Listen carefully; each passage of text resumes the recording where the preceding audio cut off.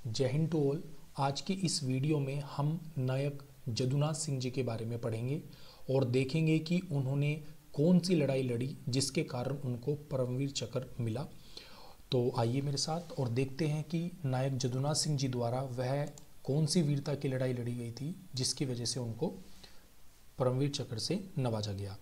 तो first of all, Naik Jadunath Singh ji one Rajput regiment से belong करते थे और जो लड़ाई इन्होंने लड़ी वह लड़ाई तीन धारा नौशेरा कश्मीर में एक जगह पड़ती है तीन धारा, वहाँ पर ये लड़ाई लड़ी गई थी इनके द्वारा।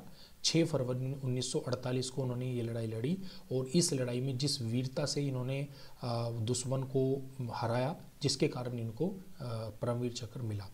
पहले इनका जो जीवन शैली है उसके बारे में देख लेते हैं। यह उत्तर प्रदेश के शाहजहाँपुर जिले में 21 नवंबर 1916 को एक किसान परिवार में पैदा हुए थे। इनके पिताजी एक किसान थे। यह ज़्यादा पढ़े लिखे नहीं थे, केवल क्लास 4 तक इन्होंने अपनी एजुकेशन की थी।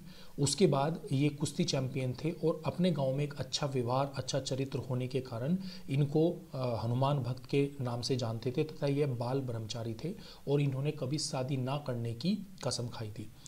आगे चलकर ये सेना के अंदर भर्ती हो गई। इन्होंने सेना के अंदर 1941 में सेना को ज्वाइन किया था। उस समय हमारे देश पर अंग्रेजी हुकूमत का शासन था तो यह ब्रिटिश सेना के अंतर्गत ही भर्ती हुए थे। वहाँ पर एक इनके बारे में बताया जाता है कि ये शुद्ध शाकाहार भोजन करते थे। एक बार इनके ऑफिसर ने इनको मैस में देखा कि ये शुद्ध शाकाहारी भोजन खा रहे हैं तो उन्होंने उनसे बोला कि अगर आप नॉन वेज यानी मांस, मछली या अंडा नहीं खाएंगे तो आपके अंदर ताकत नहीं आएगी जिससे आप लड़ाई कर सकते हो। तो इन्होंने अपने ऑफिसर से बोला कि सर, आपके यहाँ पर जो भी आपको लगता है कि कोई अगर पहलवान है जो मांस मछली खाता है और जिसके अंदर ये ताकत होगी जो मुझे हरा दे तो यदि उसने मुझे हरा दिया तो आप जैसा कहोगे मैं वो खाना शुरू कर दूंगा। तो जो इनके ऑफिसर थे उन्होंने इस चैलेंज को स्वीकार किया और उन्होंने इनको मौका दिया और उन्होंने अपनी तरफ से एक ऐसे पहलवान को, जो यह एक सैनिक था, जो पहलवान था जो मांस मछली या सब इत्यादि मांसाहारी भोजन खाता था, उसके साथ इन्होंने एक कुश्ती की लड़ाई लड़ी और उस कुश्ती में इन्होंने बड़ी आसानी से उसको हरा दिया। उसके बाद से अंग्रेज ऑफिसर भी इनसे इतना अधिक प्रभावित हुआ कि उसने भी अपने जीवन में आगे चलकर शाकाहार को अपनाया और वो भी शाकाहारी होने लग गए। तो इनके बारे में एक छोटी सी कहानी थी कि किस प्रकार ये अपने आप को संयम में रखते थे और अपनी शक्ति से इन्होंने यह सिद्ध किया कि शाकाहार भोजन से भी हम अपने अंदर वह शक्ति जनरेट कर सकते हैं जो हमें आवश्यक है।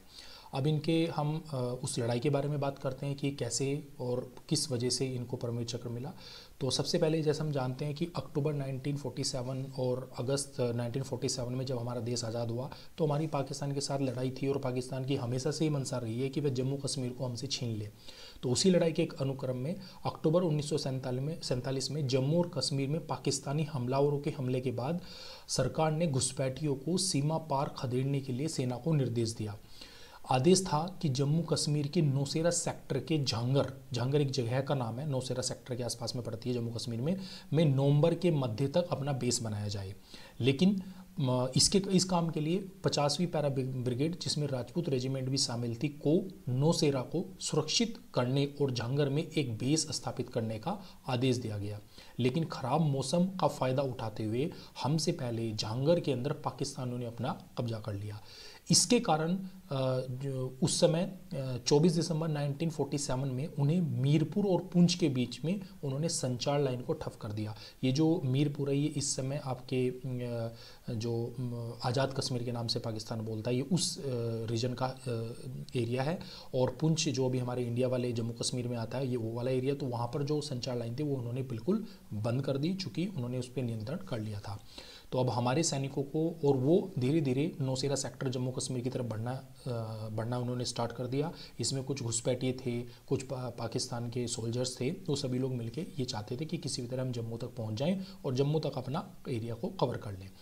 तो ये आप मैप के द्वारा समझ सकते हैं थोड़ा कि किस प्रकार ये इन्होंने अटैक किया और किस प्रकार हम ये लड़ाई को अंजाम दिया गया। तो आप देख सकते हो ये एरिया नौशेरा का है जो जम्मू कश्मीर में पड़ता है और इसके थोड़ा सा ऊपर ये जगह यहाँ पर पड़ती है, जो यहाँ पर ये ट्रायंगल फॉर्म बनता है। यहाँ पर एक जगह बनती है जिसको बोलते हैं तीन धारा इस जगह को बोलते हैं, जहाँ पर जदुनाथ सिंह जी के द्वारा अपनी पोस्ट को बनाया गया था। यहाँ पर उनकी पोस्ट थी, अपने पूरी सेक्शन के साथ में 10 लोगों का एक सेक्शन होता है, उनके साथ में यहाँ पर ये उपलब्ध थे अपनी एक चौकी के ऊपर।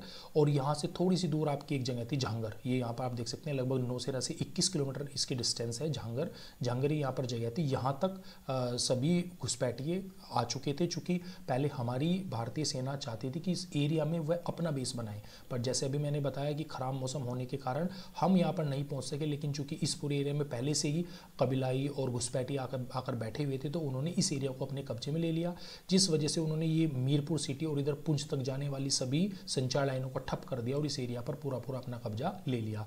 और वो इसी क्रम में आगे बढ़ते हुए उनका टारगेट नौसेरा और आगे होते हुए जम्मू तक आने का था, जिससे कि जम्मू को अपने कब्जे में ले लिया जाए। तो नौसेरा के उत्तर में तीन धार टोप नाम की एक जगह है। यहाँ की जिम्मेदारी हमारे नायक जदुनाथ सिंह जी को दी गई कि आपको यहाँ पर खड़े रहकर दुश्मन का मुकाबला करना है, और जब तक दुश्मन ख़त्म ना हो जाए और या जब तक हमारी रीइंफोर्समेंट ना आ जाए तब तक आपको दुश्मन को आगे नहीं बढ़ने देना है। तो इसी लड़ाई को हम आगे कंटिन्यू करते हैं। यह है उनका वार मेमोरियल भी बना हुआ है तीन धार के अंदर, जो जहाँ पर जदुनाथ सिंह जी शहीद हुए थे। कोहरे का फ़ायदा उठाते हुए पाकिस्तानी फ़ौज नायक जदुनाथ सिंह की पोस्ट के बेहद करीब पहुंच गई। चूँकि सर्दी का मौसम था, फरवरी का महीने में उस एरिया में काफ़ी सर्दी रहती है, तो काफ़ी कोहरा था और मौसम भी उतना फेवरेबल नहीं था। तीन धार रेंज पर बने इस पोस्ट में भारतीय जवानों ने देखा कि भारी मात्रा में पाकिस्तानी फौज आगे बढ़ रही है। नायक जदुनाथ सिंह इस पोस्ट के दूसरे पिकेट का मतलब होता है एक चौकी जो बना ली जाती है छोटे छोटे एरिया पर, उस पिकेट पर अपने एक सेक्शन 10 जवानों का होता है, उसमें 9 जवानों के साथ में वह तैनात थे। पहली पाकिस्तानियों द्वारा 3 बार इस लड़ाई को 3 फेज में अटैक किया गया इन हमारे जवानों के ऊपर। तो जो पहली लहर थी, पहली लहर में इस चौकी पर जिसको जदुनाथ सर कमांड कर रहे थे, उसके ऊपर उन्होंने फर्स्ट टाइम जब अटैक किया तो महान वीरता और नेतृत्व का अद्भुत गुणों का प्रदर्शन करते हुए नायक जदुनाथ सिंह जी ने अपनी छोटी सी सेना का ऐसे इस्तेमाल किया कि दुश्मन उनसे लड़खड़ा गया और भाग गया। इसमें जो हमारे 4 जवान थे वह भी कुछ घायल हुए, और इसके साथ साथ जो दुश्मन के सैनिक थे उनकी काफ़ी संख्या में यहाँ पर मृत्यु हो गई, जिस वजह से जो दुश्मन था वह भाग गया। लेकिन जदुनाथ सिंह जी को ये आइडिया था कि वह फिर से आएंगे, तो वो अपने जो सैनिक थे उनको उन्होंने मोटिवेट किया और फिर से इस तरह से तैयार किया कि यदि वो फिर से आते हैं तो हम लड़ाई लड़ने के लिए तैयार हैं। तो इस स्थिति में पाकिस्तानी फौजियों द्वारा दोबारा से इस पिकेट पर हमला किया गया, क्योंकि वह चाहते थे कि हम तीन धार को ख़त्म करके नौसेरा तक आगे बढ़ें। तो लेकिन जदुनाथ सिंह जी और उनके जवानों ने हर बार पाकिस्तानियों की धज्जियां उड़ा दी, परंतु इस हमले में उनके सेक्शन के अधिकतर जवान शहीद हो चुके थे। क्योंकि जैसे मैंने बताया एक सेक्शन 10 लोगों का होता है, तो इन 10 में से उनके 5, 6, 7, 8 एग्जैक्ट संख्या नहीं है, बट काफ़ी जवान उनके यहाँ पर शहीद हो चुके थे। शाम तक पाकिस्तानी तीसरे बड़े हमले के साथ आए, और अब वह स्थिति थी कि उनके पिकेट यानी उनकी चौकी के पास उतने ज़्यादा सोल्जर भी अवेलेबल नहीं थे, और जदुनाथ सिंह जी भी घायल हो चुके थे, उनको भी चोट थी। परंतु पाकिस्तानियों द्वारा तीसरा सबसे बड़ा हमला किया गया, शाम का समय था। इस हमले के जवाब में नायक जदुनाथ सिंह जी ने स्टेन गन से पाकिस्तानियों के नज़दीक जाकर उन्हें चुन चुन कर मारा। उनका यह भयंकर रूप देखकर दुश्मन की हालत खराब हो गई और दुश्मन ने भागना शुरू कर दिया। इसी बीच किसी पाकिस्तानी फौजी द्वारा भागते भागते जदुनाथ सिंह जी पर अंधाधुंध गोली चलाई गई। इस गोली के अंतर्गत एक गोली उनको उनके सीने में और उनके माथे पर कुछ गोलियां लगी, जिसकी वजह से वह वीरगति को प्राप्त हो गए। सर्वोच्च वीरता और सर्वोच्च बलिदान के इस कार्य के लिए उन्हें मरणोपरांत परमवीर चक्र से नवाजा गया। इस मुकाबले में हमें इतना समय मिल गया कि हमारी रीइंफोर्समेंट वहां तक आ जाए और इस चौकी पर भारतीय सेना का पुनः कब्जा हमेशा कायम रहे। तो ये जदुनाथ सिंह जी के बारे में एक विवरण था, एक संक्षिप्त परिचय था, जो बताता है कि वह कितने वीर थे और एक कम टुकड़ी होने के बावजूद भी उन्होंने हजारों की संख्या में जो पाकिस्तानी बार बार अलग अलग फेज में लड़ाई कर रहे थे उनका मुकाबला किया, और ना ही मुकाबला किया बल्कि उनको हराया, और अपनी जो चौकी थी, अपनी जो पिकेट थी, उसको उन्होंने संभाल कर रखा जब तक कि फर्दर रीइंफोर्समेंट नहीं आ गई और हम वापस पाकिस्तान के सैनिकों से लड़ने के काबिल नहीं हो गए, और जिस वजह से नौसेरा पर की इस चौकी पर उन्होंने कब्जा नहीं होने दिया। तो आज की इस वीडियो में मैं यहीं तक रखूँगा। अगली वीडियो में हम लोग अपने अगले वार हीरो के बारे में डिस्कस करेंगे। तब तक के लिए जय हिंद सभी को।